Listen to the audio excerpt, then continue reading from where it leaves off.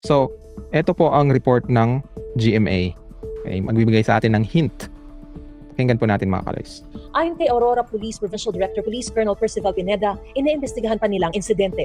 Batay sa bersyong nakuha ng pulisya sa mga kasamahan ni Rene at Divine. Meron po silang some sort ng training or walking. Yun po sa may pababol po silang dagat. Harap. Same ng sinabi ng coach. Okay, so nagtugma yung sinabi ng police at ng sinabi ng coach. Naglakad sila na sa mababaw, parang hanggang hita. Okay, papunta dun sa right.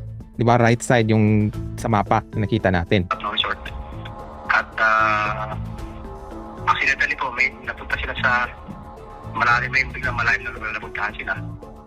At yun nga po, tinagyan na sila ng agos papunta po sa mas malalim na post ng dagat. Pero hinala ng ina ni Rene, may foul play na nangyari. Talaga. Yun, so yun yung yung sinabi ng police. So balikan muna natin mga kaloys yung news, okay? Ng News 5. Okay, meron silang sinasabi dito. Okay? Bago natin i-analyze. Ito mga kaloys. Yung layo niyan sa mismong dagat, no? At isa pa sa mga kapansin-pansin dito, itong resort, malayo rin sa iba pa mga katabing resort or kalapit na resort rather. Kasi yung mga resort, nandoon yung kulay puti na yon, no? So doon tabi-tabi yung mga resort, pero ito, malayo-layo pa siya from them. Kaya nga madalas daw mga nag-rent dito, mga artista at mga iba pa mga personalities or celebrities. Dahil malayo sa tao, walang masyado na streaming sa area, solong-solo mo kumbaga itong lawak ng buhanginan, itong tabing dagat at yung mismong Pampanga, no? Low tide ngayon eh. So mas mababaw pa yung dagat sa mga oras na ito. At kung mapapansin, talagang tuloy-tuloy yung alon kasi nga open sea siya, mga kapatid, no? Pero kahit tuloy-tuloy yung alon, banayad in a way dahil parang kalmado technically, no, yung dagat. Pero sinasabi ng mga lokal dito, hindi.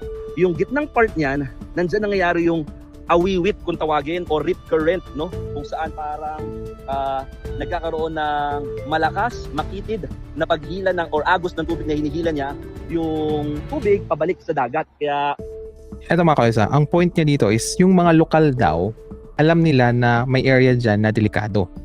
So ibig sabihin nun, yung resort owner mismo, alam din ang history ng area na yan.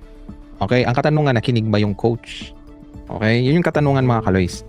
yun, yung mga nasa gitnang part daw na yun. Kasi kung titinan mo ngayon mga kaloys, medyo mababaw nga siya, di ba, hanggang hita. So akala ng coach, flat, okay, yung area. Kaya confident siya at hindi siguro niya tinanong kung lahat ba marunong lumangoy. Okay? Yung maling akala mga kaloys, yung nag-assume siya, kaya nagkaroon ng ganyan. Di ba? Ang sinasabi, nag-jogging or naglalakad nga itong mga players within the waters. So, na nasa knee deep, no? Tuhod nila. Kung tuhod nila, dahil matatangkad ng mga players yan, malamang nasa mga handa hanggang bewang natin yun. O hita na, technically. So, ibig sabihin, medyo malalim-lalim na rin na part yun ng dagat, no? So, yung parang umiikot yung swirl, yun daw yung sinasabi nilang awiwit. Kaya yung mga lokal dito, hindi masyado na sa swimming. Pero, yung iba, sinasabi naman, mas pang-surfer talaga to, pang-surfing. At kabisado nila, no? Kung saan yung mga nagaganap nga na awiwit o rip current na yan, dahil alam din nila yung gagawin. Kaya madalas, ang mga nabibiktima nito, pawang mga turista o dayo dito sa lugar. Sa ngayon, patuloy pa rin ng investigasyon. Ayan. So yun yung mga kaloys, malinaw. Okay, alam ng mga locals, lalo na siguro yung owner talaga, na may part doon na dangerous. Ang tanong, sinabihan ba ng owner yung coach? Di ba? Or sinunod ba ng coach yung sinabi ng resort owner? Okay, eto mga kaloys, may isa pa tayo. Ito, isa rin to, magbibigay sa atin ng information kung ano talaga ang nangyari. Okay? Nako-question kasi ngayon kung ano ba talaga ang ginagawa sa training. Lalo sa gitna ng paglutang ng mga dati ng interview sa iba't ibang naging basketball player ng Ateneo de Manila University. Pero wild yun. Wild talaga, wild. Sa 2022 interview na ito, halimbawa ng Shoot First podcast, ay tinanong sina Gian Mamuyak at Tyler Chu tungkol sa kanilang naging training camp sa Aurora, parehong probinsya kung saan namatay sa training sina Baterbonia at Adili. Balita ko talaga may isang, baka nga yun, parang training camp yun dating. So, Morning. Iba pa ata. iba pa yun. Parang sundalo daw talaga, bro. Ano yung ibig sabihin nung parang narinig ko na pang sundalo? Walang basketball dun. As in, Bootcamp, walang basket, walang bola. Si bootcamp mga kasi mo, nakikita natin ng basketball court, pero yun na nga, hindi yung ginagamit. Okay? Kasi iba yung gusto ni coach na gagawin sa kanila. Wild! dagat lang siya buwangin. Yep. No cellphone. Aniya, subok na subok ang kanilang mental toughness sa tindi ng training na kanilang naranasan. Sa isang hiwalay na podcast naman, Tinawag ng dati ring Ateneo player na si SJ Belangel ang ginawa nila sa Aurora bilang deadly training.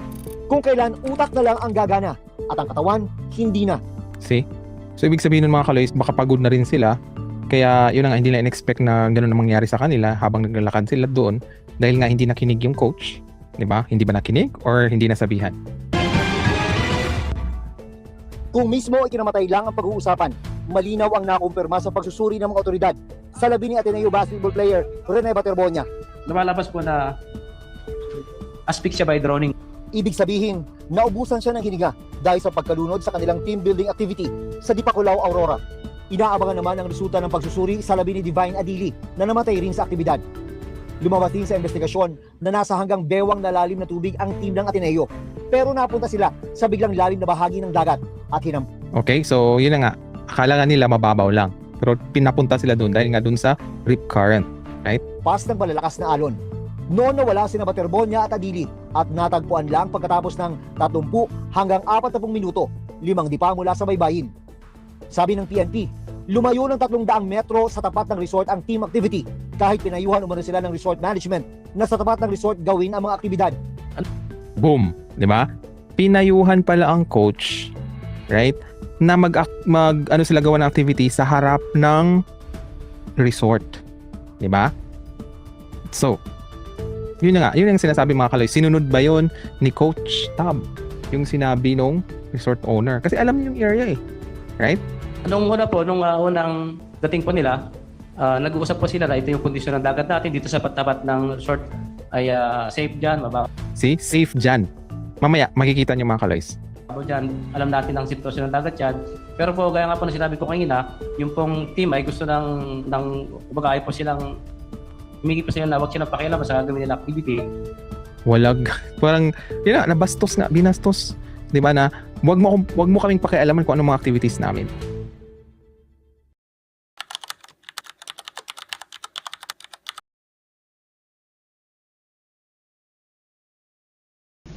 Thank you for watching our videos. Please don't forget to click the subscribe button and the bell notification icon so you will be notified of our latest videos. And please do like and share all our videos. Maraming salamat po. And for more information, you can visit our website at bagonglipunan.com. You can also follow us on Twitter and TikTok at bagonglipunan72. Let's make Philippines great again. Marcos pa rin.